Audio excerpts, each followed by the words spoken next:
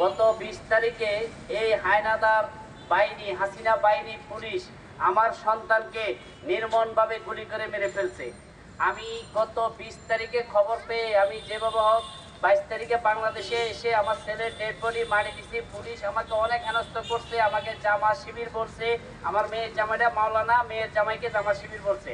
তার 1 সপ্তাহ পরে ঠিক আমার ছেলের বউটা, তারা বাচ্চা, তারা প্রেম করে বিয়ে করছে, 14 মাস হয়েছে। এই কষ্ট, এই দুঃখ সহ্য না করতে পেরে আমার ছেলের বড় সুইসাইড করছে। হাজার হাজার মার সন্তান মারা গেছে, হাজার হাজার বাপ তার সন্তানকে হারাইছে।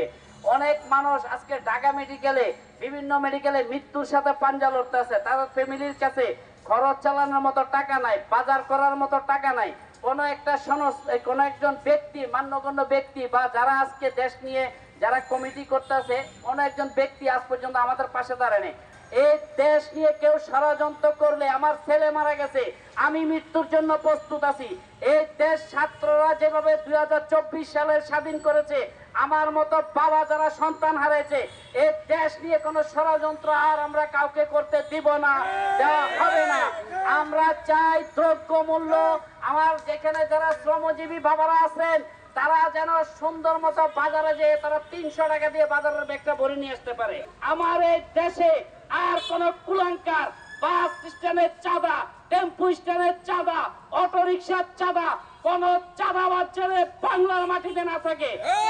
বাংলার মাটিতে কেউ আজকে যারা কোনায় কোনায় রাজনীতির আশ্রয় নিয়ে যারা আজকে তারা বলতে আছে টেম্পু স্ট্যান্ড দখল করে, এই দখল করো, আর বাপ আসা এই দেশকে 2024 সালে স্বাধীন করে নাই।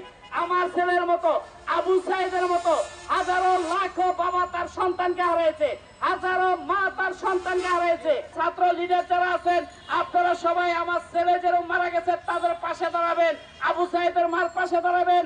হাজারো সন্তান মেডিকেলে তারা মৃত্যুর সাথে পাঞ্জা লড়তেছে, তাদের পাশে দাঁড়াবেন।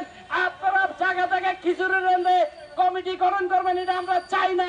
আগে আপনারা যারা মারা গেছে, যারা শহীদ হয়েছে, যাদের হাত নাই পাও নাই, গুলি খেয়ে মৃত্যুর সাথে পাঞ্জা লড়তেছে, তাদের সামনে আপনারা দাঁড়াবেন।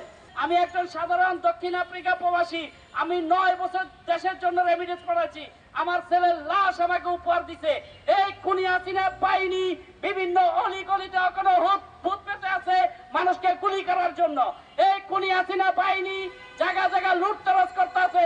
আপনারা এর মোকাবেলা করবেন, যেখানে পাবেন তাদেরকে প্রতিরোধ করবেন।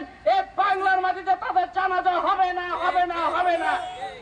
এই বাংলার জমিনে আওয়ামী লীগের জানাজা আপনারা কেউ পড়বেন না।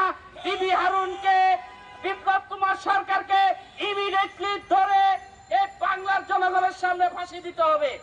এই দাবি জানিয়ে আমি 1 নম্বর আসামি শেখ হাসিনা, 2 নম্বর বাতরডোলের হারুন, 3 নম্বর বিপ্লব কুমার সরকার, আমার ছেলে হত্যার বিচার চেয়ে আমি আপনাদের সামনে এই বক্তব্য শেষ করলাম।